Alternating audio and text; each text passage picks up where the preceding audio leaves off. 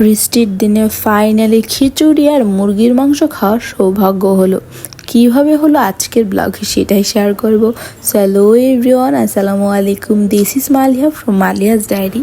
যারা আমার আগের ভিডিওগুলো দেখে এসেছে বা আমার রেগুলার ভিডিওগুলো দেখে আর কি, তারা আমার এই ভিডিওর এই ক্লিপটা দেখে খুবই অবাক হবে, খুবই। তার কারণ হচ্ছে আমার চা তেমন একটা পছন্দ না, মানে একেবারে অপছন্দ ব্যাপারটা এমন না, তো তেমন একটা ভালো লাগে না দেখে আমি খাই না সবসময় আর কি।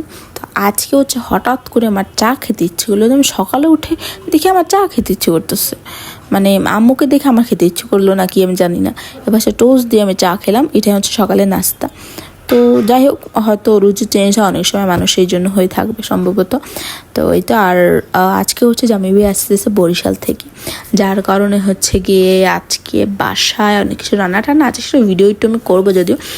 আর এখানে এই যে লেবুর শরবত করতেছি। লেবুর শরবত কিন্তু গরমে আমাদের সবারই খাওয়া উচিত, পানির সাথে লেবুর শরবত মাঝে মধ্যে, কারণ এটা গরমের সময় শরীরে অনেক বেশি দরকার। তো এটা আমাদের ইম্পর্টেন্ট খাওয়া। মাঝে মধ্যে যদি বৃষ্টি হচ্ছে, তবু গরমের সিজনটা তো আসলে চলে যায়নি, যত বৃষ্টি হোক, তাই না? তো এই জন্য বাসার সবাই মিলে আমরা মাঝে মধ্যে এটা বানিয়ে খাই, যেহেতু আমাদের গাছের লেবু, সো অফুরন্ত বলা যায়। আর এই যে রান্না বান্না শুরু হয়ে গেছে, আম্মুকে আমি একটু হেল্প করে দিচ্ছি। আর এমন দিনই গিয়ে আম্মুর অনেকগুলো কেকের অর্ডার চলে আসছে। এটা আম্মুর পরীক্ষিত, সেটা যেদিন আম্মুর কাজের চাপ বেশি থাকে বাসায় বা রান্না বান্না থাকে একটু বেশি, ওই দিন কেকের অর্ডার এত আসবে আর এত আসবে, মানে কোথা থেকে এই অর্ডারগুলো আসে আমরা সত্যি জানি না। দু একদিন দেখা যায় আম্মু বসেও থাকে। আজকে যেহেতু রান্না বান্না আছে, জামাই ভাই আসতেছে, সব কিছু মিলে একটু মানে এদিকটা কেকের দিক থেকে একটু এদিকটায় বিজি থাকা পড়বে বেশি। তো আজকে কেকের অর্ডার আসতেছে। তো যাই হোক, আসলে করার কিছু নাই, এমন তাও তাড়াহুড়ো করে করলো আর কি সব কিছু। আর আমি এদিকে একটু ভিডিও করতেছিলাম, মাংসটা যতটুকু পেরেছি আমি করে দিয়েছি লাস্টে।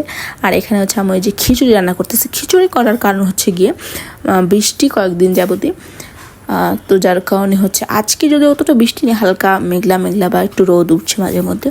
তো এই জন্য আমিও আম্মুকে কদিন ধরে বলতেছিলাম যে আম্মু খিচুড়ি খাবো, বৃষ্টি নামতেছে।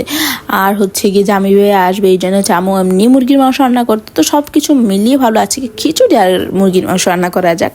এই জন্য এই যে খিচুড়ি আর মুরগির মাংস।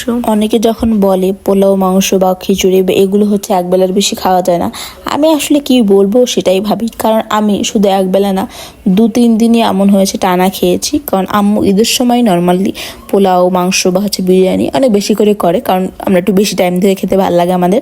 সো ওরকম হয়েছে যে 3-4 দিন, আর মানে অলমোস্ট 3-4 দিনই হবে একাধারে শুধু পোলাও মাংস এগুলো খেয়ে যাচ্ছিলাম। এইটাই কথা। সো যাই হোক, আজকে ব্লগ এই পর্যন্ত। নেক্সট কোনো ভিডিওতে আবার দেখা হবে। আল্লাহ হাফেজ।